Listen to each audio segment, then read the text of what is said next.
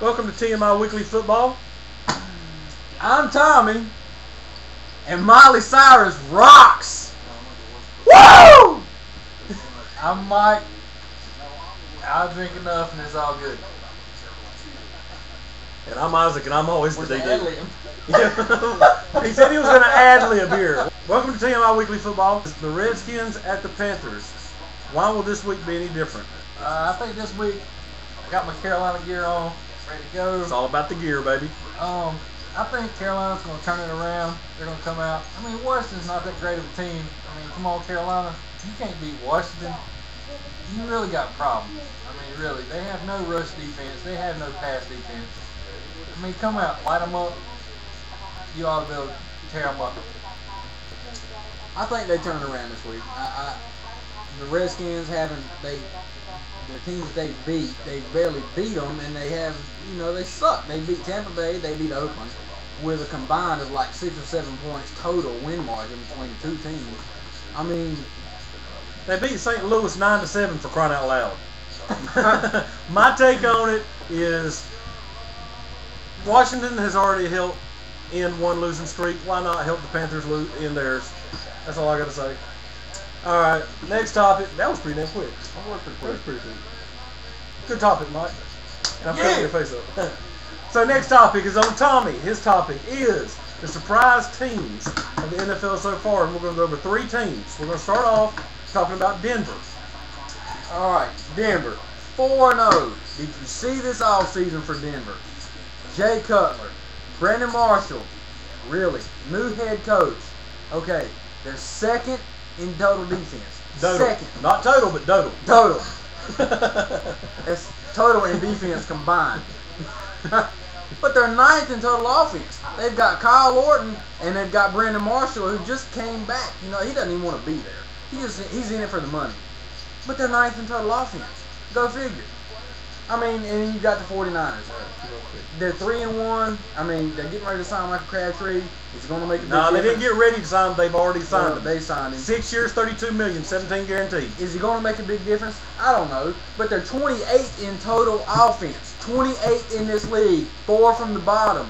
You cannot consistently do this when you're 4th from the bottom. They got to turn around. Frank Gore's hurt. He's coming back. Signing Michael Crabtree, that might help him. All right, and then the Tennessee Titans. You're 0-4. You got to fix it. You're 0-4. You were not 12-0, 11-0 last year, and then you lost 2. I mean, come on, get it together. Just get it together. Mike, your take on these 3 teams? No take. No take. So Denver, I'll make it quick. Denver. Preseason, Brandon Marshall and the new head coach. I can't even remember his name. Brandon Marshall and the new head coach. They're sitting there butting heads. Now they're sitting there hugging and kissing each other. What's up with that? But they're 4-0, and I guess if it works for you, it works for you. Money. The 49ers.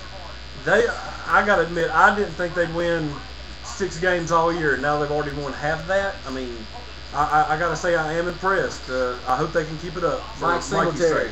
Mike Singletary, Chicago boy. I know that's happy for Tommy here. And the Titans started out 10-0 last year. Their defense was all that. Albert Haynesworth, he left, and I know that made a big difference. But their defense is just, it's like they don't show up week to week. I mean, what can you do? People are scoring at will. Who will? He's a guy that they really need to sign to stop some damn body from scoring on him. Yeah, right. So that's what it is. Mine is going to be, my topic is the most memorable game or memorable moment and or game that you have ever seen. But the reason I bring this up, Brett Favre Monday night against the Packers was vintage Brett Favre. He was incredible. It was close to perfect as he could have gotten. But that said, The one memory from any game, and I know a lot of y'all won't remember this, but if you went to school with me and Tommy, you will remember this. 1994, December 10th. Yeah, I remember that, and I don't even have to look it up. Burns won their championship game against Eastern Randolph, 21-14, with 1 minute and 51 seconds left. Kendrick Leslie scored a game-winning, I believe it was a 7-yard touchdown run. That's the memory I got because there was no coming back. Burns won the state championship. They're only one, and that's my memory. Kendrick Leslie, you the man if you see this. My memory may be a little bit biased, but it is from the 03 NFC Championship game, the Eagles and the Panthers, Deshaun Foster's touchdown run in the right side of the end zone. I have never seen a running back put that much effort and fight off that many tackles in that short span of time. And that's the best run I've ever seen in my life.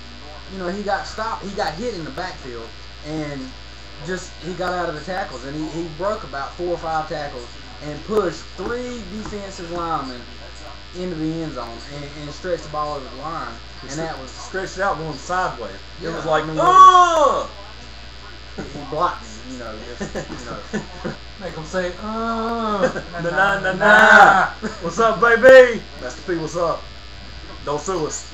All right, Mr. Mikey, your turn. All right, mine. See, I was more along the lines of late night football, Monday night football, but mine was Brett Favre. The day after his dad died, he came out, passed for 399 yards. 380 of those were in the first half. 311 first half. Sorry, 311 first half. That drinking thing from the beginning, Anyway, remember? 399 yards total game, 4 touchdowns in a game. I mean, he came out after his dad died, decided he was going to play anyway, came out and kicked butt. He was what, just a couple yards shy of his all-time? He was 13 yards shy from his career high of yardage. His career high is 412. But that also said, that night he passed, I can't remember who, I believe it was Fran Tarkenton, for second on the all-time career touchdowns list. Or rather, last week, Tommy was perfect. 3-0 last week. Mike stood at 1-2. And me, I stuck in at 2-1. I'm over 500, so I'm all good. That being said, this week we are going to be picking first of all the Pats and the Broncos game.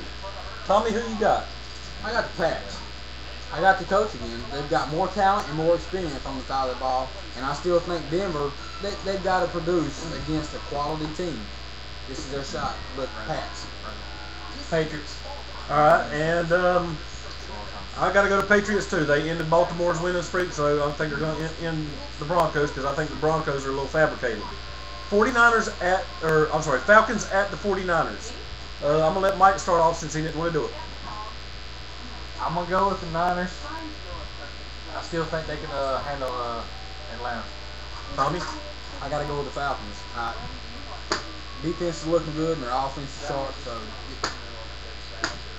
I'm gonna tell you, I'm gonna go pick up the Niners because what they did last week with the run, especially with Frank Gore being out, really impressed me.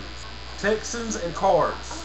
It's at the Cards. It's at Arizona, and I am gonna go on the record right now as saying I'm picking the Cards to win. Alright, I'm going with the Cardinals too. I think Kurt Warner's going to finally step up and really come out and actually play against this other high-scoring offense. I think it's going to be a shootout, but I think the Cardinals are going to take it in the end. Okay, there's not much discrepancy here. I'm going with Cardinals too. So pretty much the way it stands is everybody picks the same winners except Tommy picked the Falcons over the Niners. Other than that, everything's the same all the way across the board. Our upset specials of the week, I just want to point out I'm 2-0 with my Detroit. Yep, you heard it right, Detroit. My Detroit pick, the premonition, and also last week I picked Denver to beat Dallas, which at the time seemed like a upset. Not so much now. Tommy, who you got? I have the winless Titans over the undefeated Colts. I don't know why, but I got it. They're at Tennessee. Tennessee is not an 0-4 team, but they're playing 0-4. That's my pick. I got Kansas City beating Dallas this week. Dwayne Bowe's back. I think I give them more of an offensive threat.